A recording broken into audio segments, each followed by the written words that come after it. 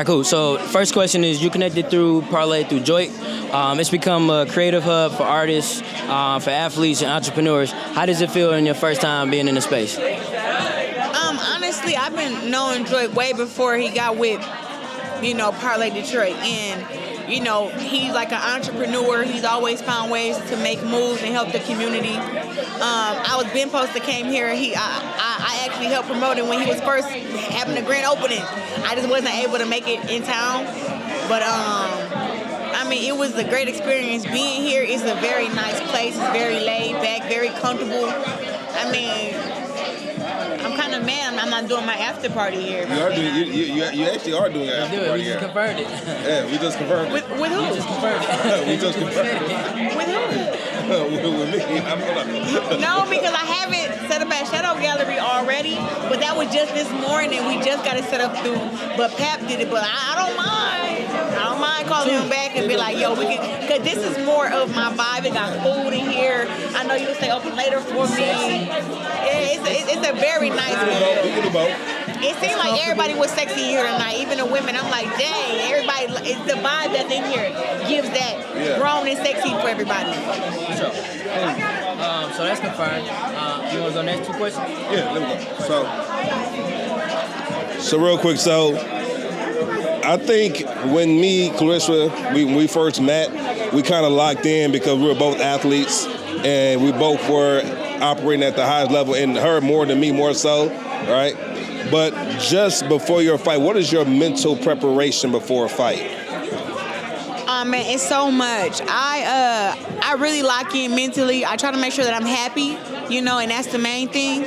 But I remove all distractions. So it's, when it comes to my camps, only certain people that can be around me in my camp and be around me in like my fight week, because I'm very it's easy to get irritated. It's easy for me to get thrown off. So I'd be very, very just kind of I make my own little circle and I kind of just surprise. I put myself in people who I know care about me, but it's I'm very moody and I have to be surrounded by those who love me. So it's fight week is very, very it's very sacred, and I only can do stuff like this for a little bit, because it's just anything it kind of make me get irritated or throw me off or something. But it'd be I just try to keep it to where it's listen, good people, I share my energy and they share theirs. But when I get back in my room, I don't really be on my phone. I just focus on the fight. I watch the tapes. I'm praying every day, every couple of hours. I read my Jesus Calling book, but I'm really just getting more and more locked in every day. And I can attest to that, because I know I will call you and we'll have our heart to heart, just talking about what's going on. And you are that type of person that when you locked in, you're locked in. And I get in my feelings I might text you why you ain't text me back? You're I'm in camp, Joy. I'm all right, I'll be cool, yeah. But so I guess let's walk us through our next question on why everyone's here tonight for your album listening party, or some songs that you are, I guess, debating whether you want to drop. So, but what we want to get into is walk us through a studio session. Who's there? Who are you letting come through? What's the energy like? My studio sessions have no weed. Okay, we got good food. We got stuff to drink like Sprite and juice. And honestly, it starts with listening to some beats. I feel like it's only certain beats that I can rap off of. I can't rap off of any type of beat. Now, you lay a beat in front of Pap. Pap can rap in front of any beat, and it's yo, how you do that? But it's certain beats get me. When I get the rock, I'm okay, all right. And then I get thinking of words, and then I write them down. And, Pap has been in the studio with me, Sean too.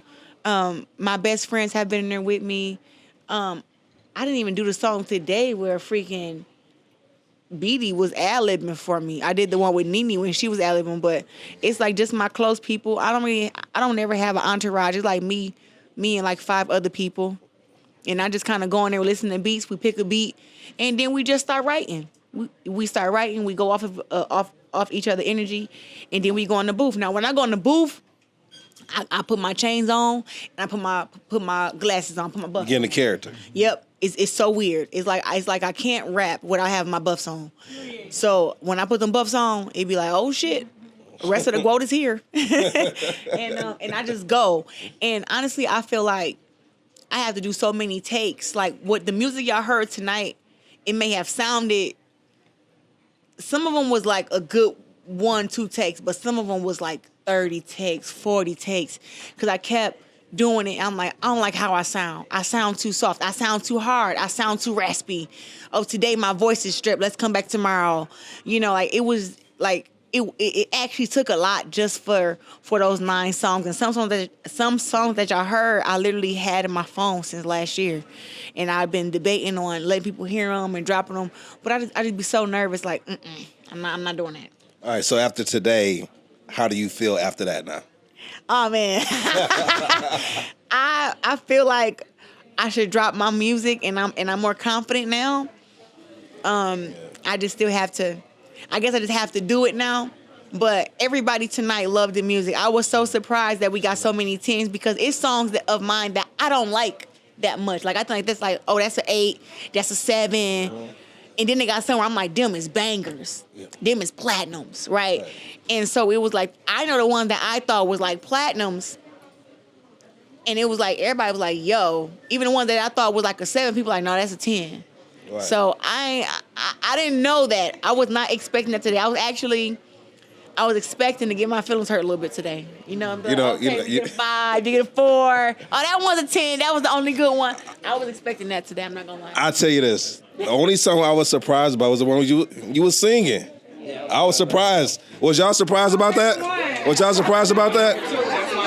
Right. But everyone really took to that. You was very nervous about that one. But when you did it and you saw the reaction that you got from everybody, I think that was a testament to people being able to relate to your music and relate to your life. And that's what you put in your music is your life. Exactly. And so that's what people relate to. So I'm not one of them fake rappers talking about, listen, I ain't got no guns or none of that. Like, well, I do, but I don't go around shooting people.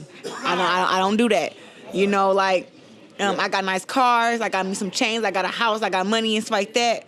But I am not like a street gangster type person. Like, I'm gangster now, but I'm not in the streets. I'm far from the streets. I'm like, no, I'm not a thug. I'm a gangster, and I'm a pretty gangster. So I kind of just keep my beef inside the ring. Now, if a girl want her ass whooped outside the ring, you know, I don't turn down no ass whoopings. Yeah, no, that's smart. But it be like, I just try to keep it positive. So in my music, a lot of it was like affirmations, you know what I'm saying? Like that Legend by Babyface Ray. That's hard. Yeah. My God. That's hard. Listen. You should come out to that song. Listen, I'm gonna get in contact with him, and we're gonna have to do a feature or something, because that song speaks life to me. Like, when I hear it, I be like, yo, I've been a legend since I was 17 years old when I first won the Olympics. And then I did it again at 21. And then I turned pro and became 17-time world champion. Like, I've been a legend for a long time. And when I hear that song, it's like, damn, so you telling me I'll still be a fucking legend if I die tonight? That was crazy. I get turned up right now, ready to go crazy. All right, let's say that energy. Okay. So, important question. So this is first time this is your fans' first time knowing that you do music, right? So what is your relationship? What's your relationship towards music? I done dropped a few songs on Instagram and some on my YouTube. You know, shout out to my YouTube, 182,000 subscribers. It's just not something that I publicize a whole lot. You know, I like to keep it like, when you're focusing on building your brand, I can't have a brand where it's like relationship, boxing, MMA, rapping, singing. So I try to keep it on my Instagram, which I have the most followers at, keep it about my boxing and about my community work. And I believe my relationship with Pap. That's how I keep it online. Now I can add this layer now because everybody got that understood. Okay, I'm in a relationship with Pap. I'm a world champion, and I do community work. So now I can add that layer. But I've been doing music now for like 2 years. Remember my first song that I did? I don't know. Oh, Juice is here. Man, I did some song called what is it called, bro? What is it called, Juice? The first song I did when we got in the studio, and I was so proud of it. I was, and it did pretty good numbers on YouTube too. But now hearing myself rap now, I was just like, that was not good. You know, like, I think it's just the confidence in me to be like, everything you do is good. Always big yourself up. But when I hear this song now, I'll be like, this was very, very average of me to do this. And You know what? But it's still. Oh, it was called GWOAT Energy. It got 74K views on YouTube. You know, I actually, you know, I want to play it. You know. I be bitches up for real. Big GWOAT. I don't remember this. I was counting. 3, 4, get up, nigga. Like I'm counting. Like, come on now. 6, 7, no. That's an 8 count. Ding, ding, ding, ding, ding. That's an 8 count. You gotta be stupid if you ever counted me out. I've been getting to a different bag and use a different bag. I'ma use this money to get everything I never had. Laugh at the day when I was going through a drought. Talking to the Lord every night. Lord, help me out. I ain't doing shit for no clout. Cause I am the clout. Walking to the ring every fight. Boy, knockout. Talk your shit, whoa. You the one, whoa. Oh. You get a hood, ho.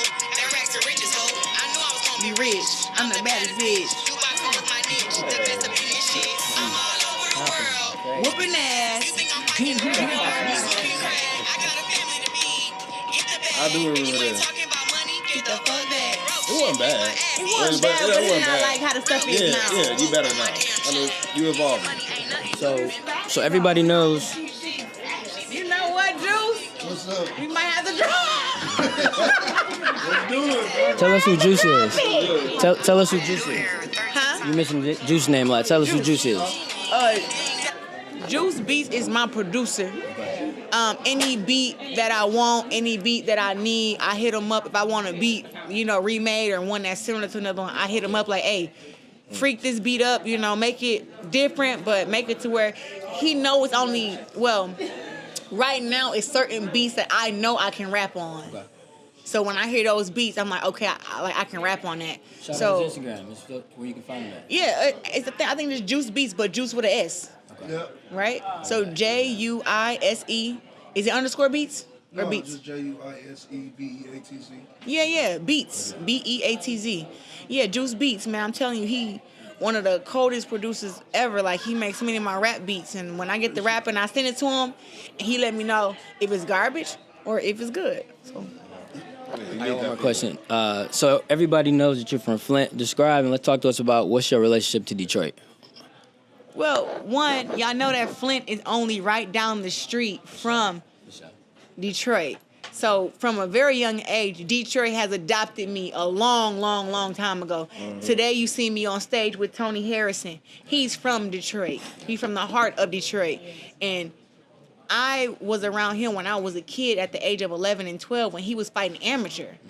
So for us to be sharing a car where he's the co-main event and I'm the main event, it's kind of like full circle. He never, like, if you talking about boxers that you know from Detroit who are like current, it's myself, and then Tony Harrison is right there. Like, people that know Tony Harrison know, like, he's way more popular than me up in Detroit. I feel like solid.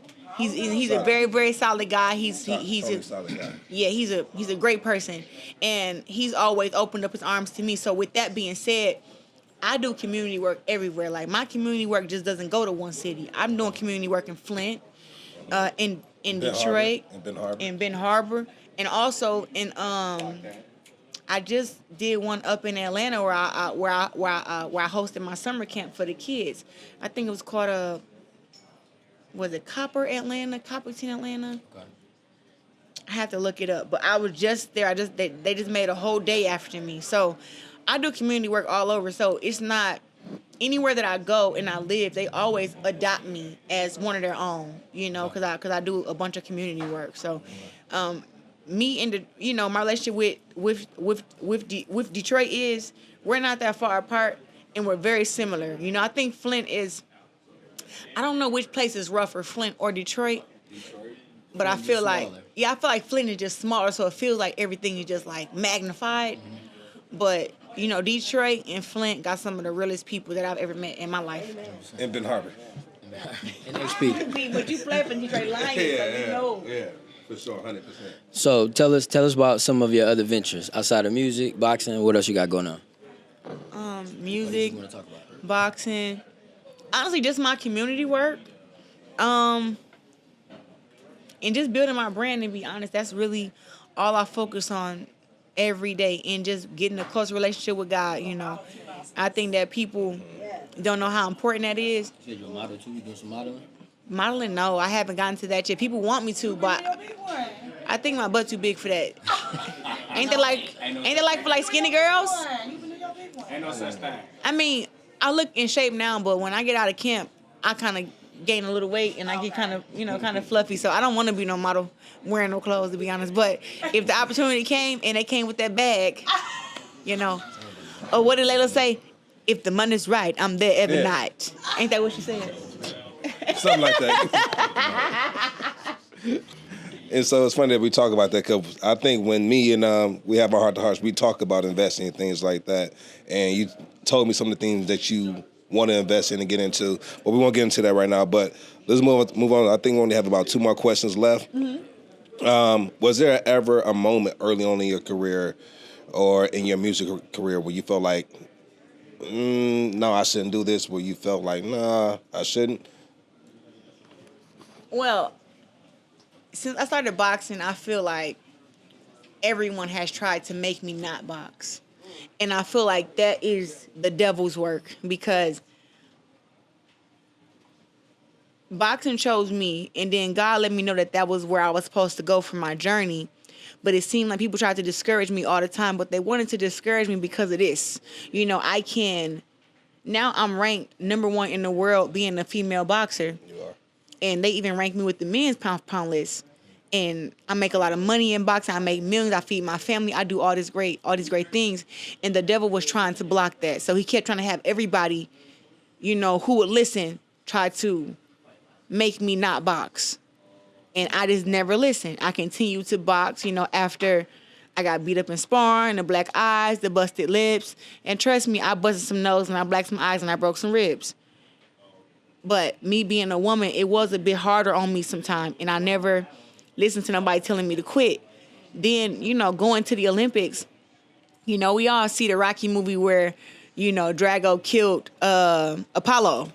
And so imagine being a 17-year-old girl and you're going to the Olympics and you're fighting against the Russian in the finals. And they're like, oh, shit, this is a redo of Drago and Apollo.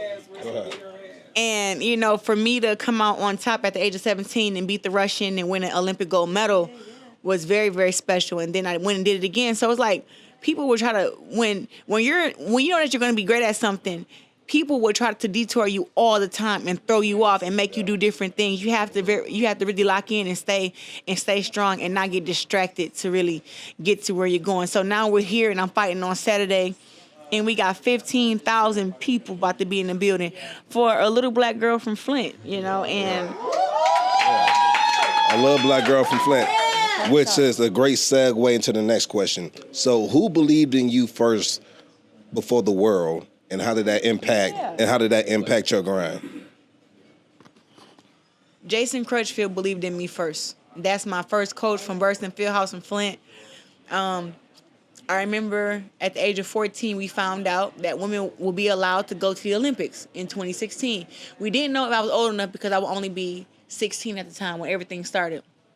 And at the time, a lady named Mary Spencer was ranked number 1 in the world, and she was fighting at 152 and 165. And I went and watched her fight in Canada, and she won her fight, and I was like, oh my gosh, she's so freaking good. I was 14 years old, and Jason said, Ray, you beat that girl with one hand. And I was like, Coach, no, I won't. I'm like, no, I won't. I can't believe you just said that. Mm-hmm. He was like, Ressa, I'm telling you, you can beat that girl right now with one hand. I said, yo, she's ranked number 1 in the world. Like, not the country of Canada, but like the world. Mm-hmm. And I told him, I said, no, I can't. And he was like, yes, you can. And I was like, no, I can't. He was like, yes, you can. And about a year went by. I sparred this other girl that was ranked number 1 at 178 pounds, Tyler Lowwater, and I beat her up in sparring real bad. And he was like, she ranked number 1 in the world. So what does that tell you? And I was like, I guess I'm pretty good. And he was like, no, you the greatest female boxer ever. And I just was like, you don't know you're the best till you beat the best. And he was like, Rest, you can beat the best. And then all of a sudden, the next year, when I was 17, I'm fighting against Mary Spencer, against a girl who I said, yo, she's so good, and I don't know if I fought against her, how I would beat her. And he said, you beat her with one hand. And when I got in there and fought this girl, when I tell you, I told Mary Spencer ass up. I'm talking about I beat her down. And I just remember, I beat her down so bad, she called me a bitch inside the ring when we was fighting. And I was 17. You know how mad you gotta be to call a kid a bitch? 17. She don't give a shit. She was like, you a little bitch. And I remember me, like, that was my first time getting mad inside the ring and having to block somebody out. Like, oh my gosh, she's calling me names. You know, and I wanted to get mad and just fire, like, you're a bitch. You know, but I'm like, you know what, just let your hands talk. And I pieced her up real good. And I just remember that's when I started to believe, like, you know, maybe you are the best in the world, you know? Yeah. But he believed in me first. It wasn't always me. Okay. So last question, then we're going to head out of here with it. So you now, right, you now at the position you are in your life, what would you tell the next little black girl, or even say the next little girl, because it's a lot of people that you inspire, right? What would you tell them, something that you know now that you didn't know then? Be you, you know, and don't let the internet make you be somebody else. I say it all the time. Being you will make you the most happiest. You know, people try to pretend to be something that they're not, keep up this image or whatever. Be you. You will be more happy, be more, it's just a better way to live. You know, you can keep up that image of being yourself. When you're trying to pretend to be somebody else, you got to be this. You got to be Sally today, and then be Monica tomorrow, and then you wonder why don't nobody understand you because you don't know who the fuck you are. You pretending to be everybody else, and then when you meet somebody, they like, look, I know the real you. You arguing everybody down because you like you don't know me. You're like you don't know your goddamn self. So it's like learn you. And be okay with you. Be okay without wearing makeup. Be okay with having a little fat on your stomach. You know, be okay with your natural face, your natural body. Like these girls is dying from getting BBLs. Be okay with what God gave you. It's all right. You know, and if you're gonna enhance anything, do it because you want to do it. Don't let the world persuade you to make you think, oh, all the men want a girl with a big booty. All the men want a girl with some big knockers. All the men want girls with the lip fillers. No. Men love natural women who love themselves. If I had to put it in one notch, men love women who love themselves, period, no matter what you're going to get done. Yeah. Love yourself and take care of yourself. And that would be my thing to them is just put you first. And stop being fake. I hate fake people. It grinds my gears, and you know it do. I be like, you know what really grind my gears? You know what really grind my gears? So listen, man. You guys heard it first here from Claressa the GWOAT Shields. Hey, my sister. I said Claressa the GWOAT Shields. Put some respect on that. You know what? 17-time. Hold on. I got you. Okay. All right. 17-time world champion, 5-time division world champion, 4-time undisputed champ. Damn, you know all this, you running it down. You ain't messed up yet. Hey, you need to relax, man. Bro. If ain't nobody got you, bro got you. For but sure. Anyway, this is sis. Love you. Good luck. Let's get guy. to it. My baby. Thank you so much. I love you, my baby. This was so special today. Thank you. No, I'm glad you came out. Gotta go. Did you guys enjoy today? Yeah. For sure. You know, you So get together, like the video. yeah, so give it. And then make sure you guys are here for the after party on Saturday night in this motherfucker. I'm gonna have to call Pap and get it right. Yeah. Get this motherfucker right. When was this? This was in September. When was that? In Flint. No problem, bro. Appreciate that. Yeah. Oh, was it in You got a background in journalism? September?